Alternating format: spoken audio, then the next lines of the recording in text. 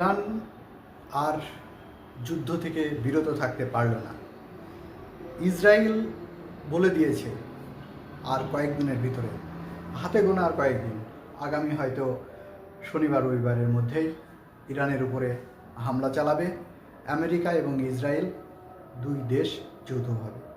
তাহলে এই সময় ইরানের কি করণীয়? ইরান একদিকে যখন বৈঠকে ব্যস্ত, অর্থাৎ আমেরিকার সঙ্গে বৈঠক চালিয়ে যাচ্ছে, ওমানে একবার একবার অন্য কোনো দেশে, তাহলে এই যে যুদ্ধ অবধারিত, আলটিমেটলি লাভটা কী হলো? শোনা যাচ্ছিল যে যুদ্ধ হবে না, অনেকটা যেটা এতদিন ধরে আমেরিকা বলে আসছিল যে পারমাণবিক বোমা তৈরি করছে, এটাকে বন্ধ করতে হবে। সেটা ইউরেনিয়াম যেগুলো মজুদ আছে এই মুহূর্তে ইরানে, সেগুলোকে রাশিয়ার কাছে জমা দিতে হবে।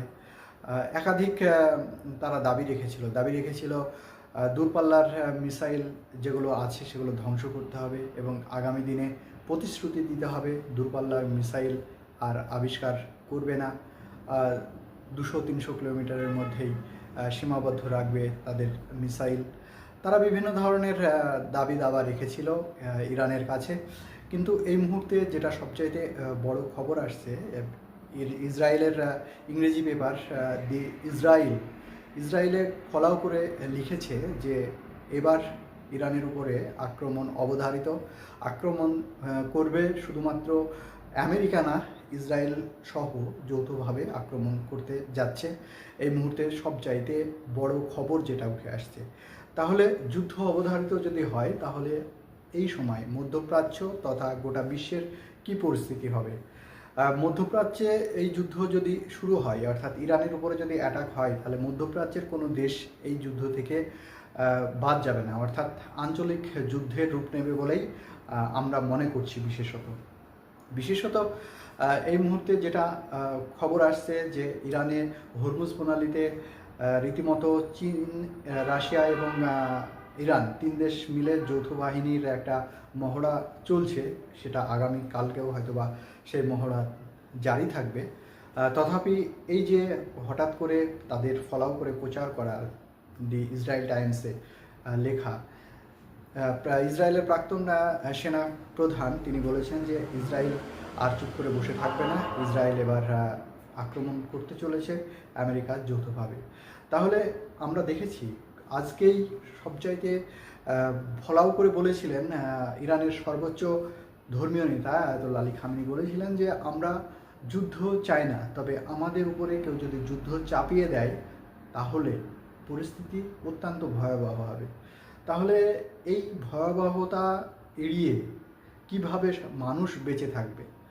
একদিকে যখন আলোচনার টেবিলে চলমান আলোচনা চলছে, অন্যদিকে এইভাবে বলা যে আগামী কয়েকদিনের মধ্যেই ইরানের উপরে অ্যাটাক হতে চলেছে, এটা কূটনৈতিক মহল মনে করছে ইরানের উপরে আর চাপ বাড়ানো নয়, সর্বোচ্চ চাপ দেওয়া শেষ হয়ে গেছে। এবার কূটনৈতিক দিক থেকে মনে হচ্ছে যে যুদ্ধ অবধারিত। আপনারা মোটামুটিভাবে ধরে নিতে পারেন যে 90%-এরও বেশি আশঙ্কা এই মুহূর্তে যুদ্ধ যদি এই সময় শুরু হয়, তাহলে ইরানের যে মিসাইল, হাজার হাজার মিসাইল তারা তাক করে আছে বিভিন্ন সেনা ঘাঁটিগুলোতে। এর আগে বলেছেন ইসরায়েল শুধুমাত্র অ্যাটাকের মুখে পড়বে এটা নয়, আমেরিকার যত সেনা ঘাঁটি আছে মধ্যপ্রাচ্যে প্রত্যেকটা সেনা ঘাঁটিতেই এই অ্যাটাক হবে। পক্ষান্তরে এর আগে আমরা দেখেছি ইসরায়েলে অবস্থানরত যে সমস্ত নাগরিক আছে তাদেরকে যেমন সেফ জোনে যাওয়ার জন্য বলা হয়েছে, আবার ইরানে যে সমস্ত বিভিন্ন দেশের নাগরিক আছে তাদেরকে বলা হয়েছে যে নিজ নিজ দেশে ফিরে যাওয়ার জন্য। তাহলে এই যে গুটি সাজানোর যে পজিশন সাজানোর যে জায়গা, সেই সময়টা অলরেডি ইসরায়েল এবং ইরান সঙ্গে আমেরিকা সবাই পেয়ে গেছে।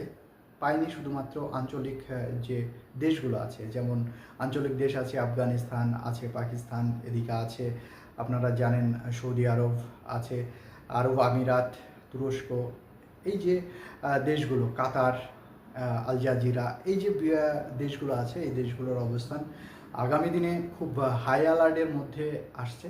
আপনারা জানেন অলরেডি রমজান মাস চলছে, সিয়াম সাধনের মাস। সেই মাসের ভিতরেই ইসরায়েল তার কূটনৈতিক দিক থেকে এই মাসটাকেই হয়তো বা বেছে নেবে। আমি এর আগের একটা ভিডিওতে বলেছিলাম আপনাদের যে ইসরায়েল হয়তোবা এই রমজান মাসেই অ্যাটাক করতে চলেছে ইরানের উপরে, আর সেটাই ঘটে যাচ্ছে।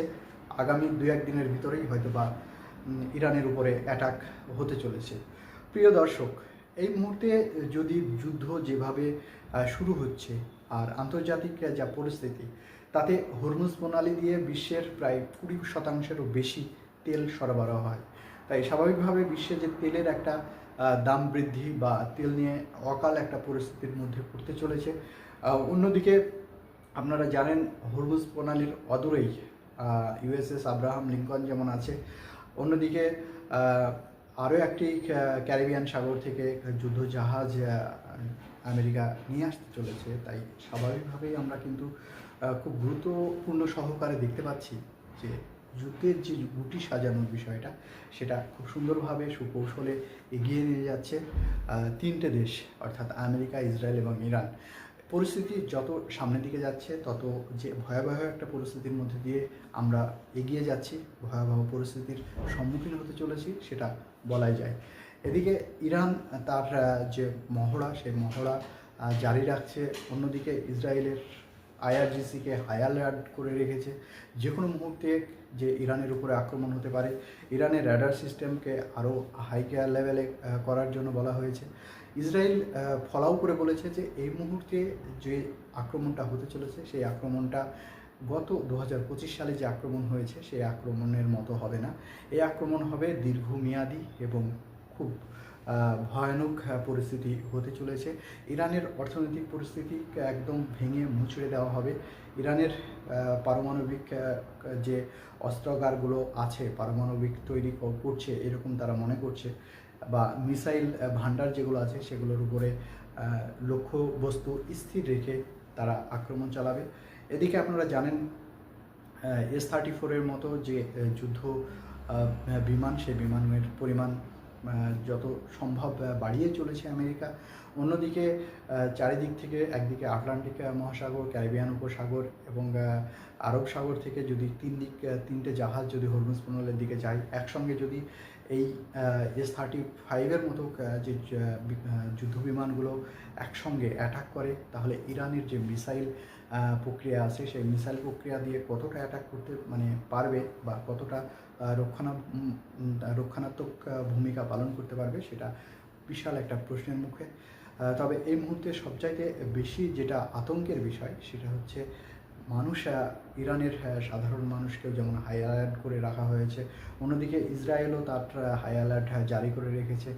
আমেরিকা এবং ইসরায়েল যৌথভাবে আক্রমণ যদি ইরানের উপরে চাপায়, তাহলে যেভাবে চীন, রাশিয়া এতদিন পর্যন্ত বলে এসেছে আমরা সব রকমভাবে সহযোগিতার হাত বাড়িয়ে দেব, তারা কতটা সহযোগিতা করবে সেটা যেমন দেখার বিষয়। অন্যদিকে আমরা সদ্য জানতে পারলাম পাকিস্তান সেও ইরানের উপর আক্রমণ হোক এটা চায় না।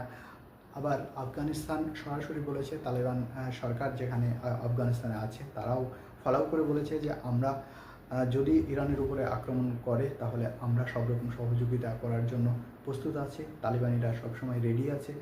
আমরা দেখেছি সৌদি আরব থেকে জর্ডান থেকে শুরু করে কাতার, আরব আমিরাত, প্রত্যেকটা দেশ বলেছে যে আমরা কোনোভাবেই আমাদের স্থলভাগ, জলভাগ বা আকাশ কোনোটাই ব্যবহার করতে দেব না ইরানের উপরে আক্রমণ করার জন্য। তবে এই পরিস্থিতির মধ্যে যদি যুদ্ধ অবধারিত হয়, সেই যুদ্ধের কৌশল, সেই যুদ্ধের স্ট্র্যাটেজি কোথায় থেকে শুরু করবে ইসরায়েল বা আমেরিকা, সেটা অবশ্যই চোখ রাখবো আমরা সবসময় প্রত্যেকটা খবর আপনাদের সামনে আপডেট তুলে ধরার জন্য। তবে এই মুহূর্তে সবচাইতে গুরুত্বপূর্ণ যে বিষয়টা উঠে আসছে, যেখানে ইসরায়েলের প্রাক্তন সেনাপ্রধান তিনি ফলাও করে দি ইসরায়েল টাইমস অর্থাৎ ইংরেজি পেপার, সেই ইংরেজি পেপারে যে লেখাটা বেরিয়েছে তাতে বলা হয়েছে যে আমরা খুব দ্রুতই অ্যাটাক করতে চলেছি ইরানের উপরে। আর এই অ্যাটাক শুধুমাত্র কয়েকদিনের হবে না, এটা হবে দীর্ঘমেয়াদী। এবং এই পরিস্থিতি থেকে ইরান কতটা সামাল দিতে পারবে নিজেকে, যদিও ইরান কোনো সময়তেই আমরা দেখেছি যে আমেরিকার কাছে নতি স্বীকার করেনি। বিগত 2025 সালে যে ঘটনাটা ঘটেছিল তার পাল্টা আক্রমণ হিসাবে যখন আমরা দেখলাম কাতারের একটি বিমান ঘাঁটি আমেরিকান বিমান ঘাঁটির উপরে আক্রমণ করে প্রমাণ করে দিয়েছিল যে আমরাও পাল্টা আঘাত করতে পারি। তবে ইরান খামেনি বলেছিলেন যে আমরা 2025 সালে শুধুমাত্র আমরা নিজের দেশকে সেভ করার জন্য পজিশন নিয়ে বসেছিলাম, কিন্তু এই মুহূর্তে আমরা 2026 সালে আমরা দাঁড়িয়ে আছি যে কোনোভাবেই এখানে শুধুমাত্র প্রতিরোধ হবে না, পাল্টা আক্রমণ হবে। যদি সত্যি পাল্টা আক্রমণ ইরান করে, তাহলে এই যুদ্ধের ভয়াবহতা শুধুমাত্র যে ইসরায়েল, ইরান, আমেরিকার মধ্যে সীমাবদ্ধ থাকতে পারে না, এটা গোটা বিশ্বে একটা বিশ্বযুদ্ধ রূপ নিতেই পারে। এটাই সবচেয়ে আশঙ্কার বিষয়। আর বিশ্বযুদ্ধ যদি এই সময় রূপ নেয়, তাহলে গোটা পৃথিবীতে যে পরিমাণে পারমাণবিক অস্ত্র মজুত করা আছে প্রত্যেকটা দেশে, তাতে আগামী দিনে আমাদের প্রত্যেকটা মানুষের ক্ষেত্রে, প্রত্যেকটা দেশের ক্ষেত্রে যে ভয়ানক একটা পরিস্থিতির সম্মুখীন হতে চলেছে সেটা বলাই যায়। সাম্রাজ্যবাদীদের আগ্রাসনের শিকার হতে চলেছে ইরান, আর ইরান প্রত্যুত্তরে কতটা আগ্রাসন ভূমিকা নিয়ে পাল্টা দিতে পারে সেটাই দেখার বিষয়। প্রিয় দর্শক, এটাই ছিল আজকের শেষ আপডেট, আজকে রাতের শেষ আপডেট। আমার ভিডিওগুলো যদি ভালো লাগে আপনাদের, আমার চ্যানেলটি সাবস্ক্রাইব করে পাশে থাকবেন, আর একটি লাইক, কমেন্ট, শেয়ার করে সবার মাঝে ছড়িয়ে দেবেন, যাতে এই খবরগুলো জানতে পারে এবং প্রত্যেকে সজাগ থাকতে পারে। অসংখ্য ধন্যবাদ শেষ পর্যন্ত থাকার জন্য। ভালো থাকবেন।